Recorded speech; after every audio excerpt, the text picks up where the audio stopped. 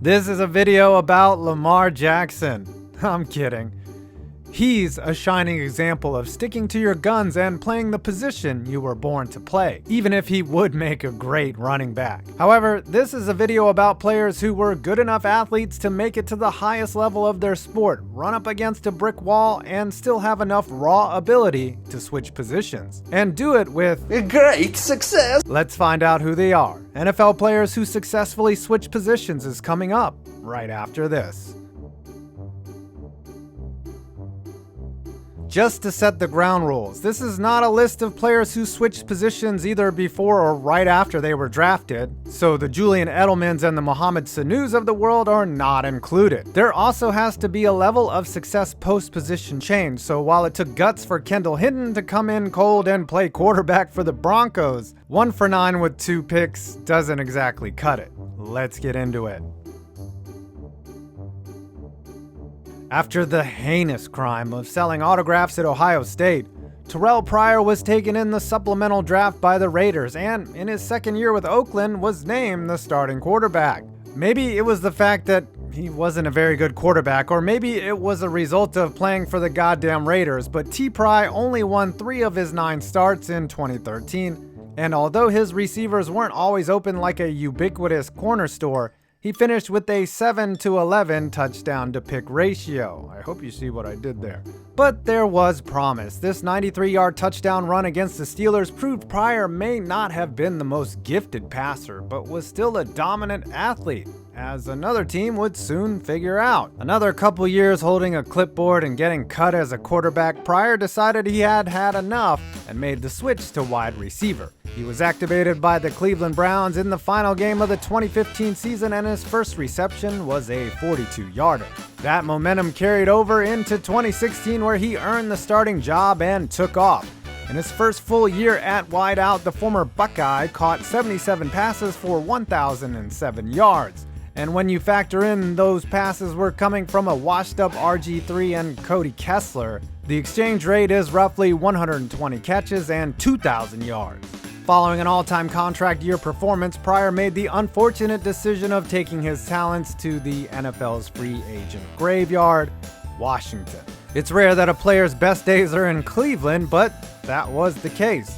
Pryor never recaptured the receiver magic in Washington, New York, or Buffalo, but he'll never forget that beautiful 1-15 season with the Browns. Troy Brown is a bit of a different case from the others. He definitely wasn't struggling at his usual role as a wide receiver and punt returner for the New England Patriots. But when Bill Belichick says do your job, sometimes it means do your jobs, as was the case for Brown. In 2004, when the juggernaut Pats started losing defensive backs left and right, Belichick went to Troy Brown and asked him to play corner. Brown was having a down year on the receiving side, only having caught 17 passes, so he made the switch and ended up catching passes for the defense. In a pinch, Brown snagged 3 picks, good for second best on the team.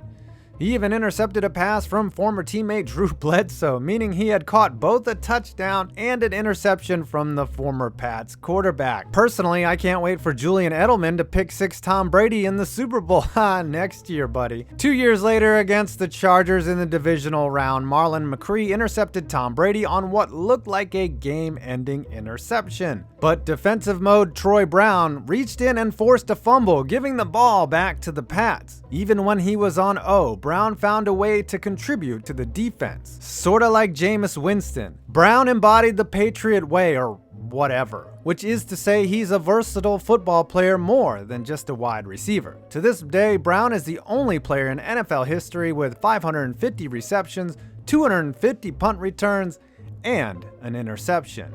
Do your job and do that guy's job. Ty Montgomery successfully switched positions, but oddly enough, never decided to switch numbers. The Stanford wide receiver was drafted by the Green Bay Packers in 2015, becoming an infrequent target for Aaron Rodgers. Wait, the Packers actually drafted a wide receiver? A year later, when James Starks got injured and Eddie Lacy got stuck in his seat on the team plane. That's good. The Packers tapped Montgomery to start, taking handoffs? Montgomery had some experience running the ball in college as an offensive weapon for the Cardinal, carrying the ball 23 times his senior year. But when he started running behind the Packers' offensive line, something just clicked. In 2016, his 77 carries went for nearly 6 yards a pop. He also brought his receiving skills to the backfield to give the Packers an extra dimension to their offense, propelling them to the NFC Championship game. After that season, Montgomery ended up making the full-time switch to running back, but somehow kept his old number, 88. Per league rules, running backs can only wear a number between 20 and 49. And some people like Andy Benoit were unhappy about this, citing a competitive advantage. But according to the NFL rulebook, a change in jersey numeral is not required if the change is from an ineligible position to another ineligible position, or from an eligible position to another eligible position, provided that the player has participated at least one season at his position prior to the change. Jesus, you could have just said he was allowed to switch. So because he logged the requisite service time, Montgomery got to keep his membership in the 88 club, even when he left Green Bay for New York. And trust me, no one was complaining about a competitive advantage after he joined the Jets. I feel like if we've made it this far in 2020, we all deserve an award or something. But one thing that isn't going to change in the future is the need for delicious meals that are delivered to your door safely and securely without you even having to get up. That's why I use HelloFresh, the flexible at-home meal delivery plan that saves you time and eliminates the stress of having to gear up and go to the grocery store. With their easy-to-use website, you can add lunches, dinners, extra proteins, even garlic bread if you feel like it. And it's also sustainable. Their prepackaged ingredients actually cut down on wasted food.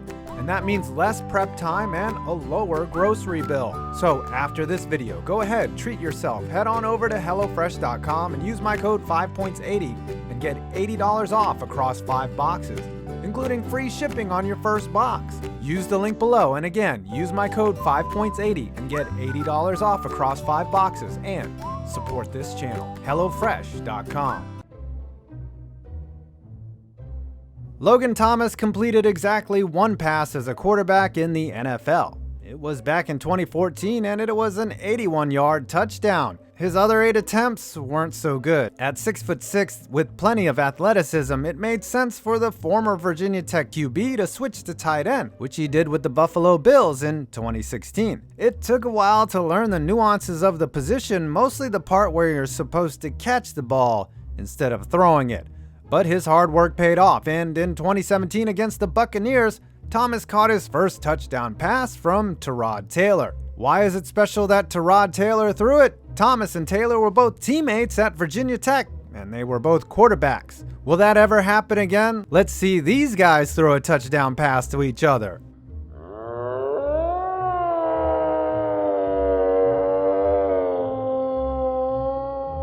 Thomas found fairly modest success at his new position until finally breaking out in 2020 with the Washington Teamskins. Through 12 games, he's caught 43 passes, 5 of them going for touchdowns. In Week 13 against the Steelers, Thomas hauled in a career-high 9 passes for 98 yards and a tutty when the football team upset undefeated Pittsburgh. Sorry, Tree. They are not losing to the Bengals. Ironically, Thomas has become a better quarterback since switching to tight end. He's thrown the ball twice on trick plays, completing both of them, one for 15 yards and another for 28. I guess the arm isn't too rusty. Thomas is 29, but it feels like his best days at the position could still be in front of him. And finally, our last best position switch. Mike Furrey gets to the top spot on this list not because he's had the most successes after switching positions. He's at the top of the list because he did it twice. Furrey was a bit of a cast-off in the NFL after going undrafted in 2000 out of Northern Iowa, much like Kurt Warner. Furrey was a wide receiver who signed with the Colts, was cut when he didn't fit in with Peyton Manning's receiving corps, then toiled away in the XFL and the Arena Football League for a few years before sticking with the Rams in 2003. The Arena League experience paid off. Furrey had spent time playing safety in their condensed field, and when the Rams were low on depth in 2005, he made the switch from offense to defense. Offense. Defense. Offense. Defense. Offense. Defense. Sounds like it could have been a hairy situation, but Furrey thrived in his new role, picking off 4 passes, including 1 for a touchdown and recovering 3 fumbles. And despite all that success, that was the only season he played safety in the NFL. Furrey moved on to Detroit and switched back to his natural position of wide receiver. He clearly didn't need any time to readjust because in 2006, Furrey led the NFL with 98 receptions as well as 6 touchdowns. Since the end of his playing days, Mike Furrey has been rising up the coaching ranks, going from college assistant to head coach to his current role as wide receiver coach for the Chicago Bears. Some say he'll be the first coach to coordinate both the offense and the defense. Let's just say he'll put on any weird-ass getup they ask him to. Well, I hope you enjoyed this video. Please destroy that like button and subscribe if you aren't already. I'm 5 Points Vids, and you made it to my next video.